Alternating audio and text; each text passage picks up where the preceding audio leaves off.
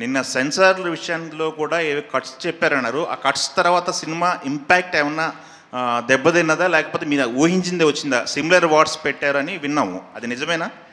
Censor అనేది I have to thank them also. వాళ్ళు బాగా సపోర్ట్ చేశారు. I have to thank everybody, though it was very challenging. నాకు వచ్చిన బిగ్గెస్ట్ ఇబ్బంది ఏంటంటే, మన సౌత్ ఇండియాకి మనకు తెలుసు కన్నప్ప కథ. నార్త్కి వెళ్ళేసరికి శివలింగం పైన కాలు పెట్టేది, నోట్లోంచి నీళ్ళు పోసేది వాళ్ళు ఒప్పుకోలే. దానికి నేను ఫైట్ చేయాల్సి వచ్చింది.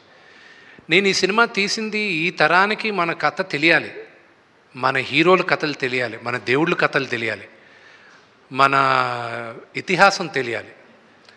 ఇదంతా ఏమైందంటే, లేదు ఇక్కడ గొడవలు అవుతాయి, ఇక్కడ ఎవరో ఒకరు కేసు వస్తుంది. నేను చెప్పా, ఇలా భయపడుతూ వెళ్ళామంటే మనం మన మన హిందూయిజం గురించి ఎక్కడ చెప్పుకుంటాం, మన మన ఇలాంటి కన్నప్ప లాంటి డివోటీస్ గురించి ఎలా చెప్పగలను?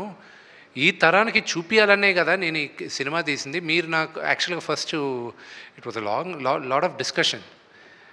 దాని తర్వాత దెన్ వాళ్ళు ఇచ్చిన కట్స్ పెద్దగా ఏం లేవు.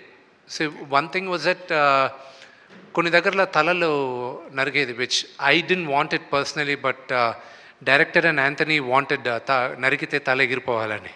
సో ఐ వాజ్ లైక్, నాకే కొంచెం ఇదిగా ఉండింది. సో ఐ సెడ్ లేదు అన్న.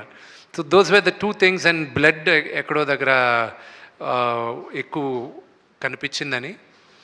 అండ్ ఆ రోజుల్లో వాడిన పదం ఒకటి, నీలాంటి నీచ జాతికి అనేది ఆ వర్డ్ ఒకటి రీప్లేస్ చేయమన్నారు.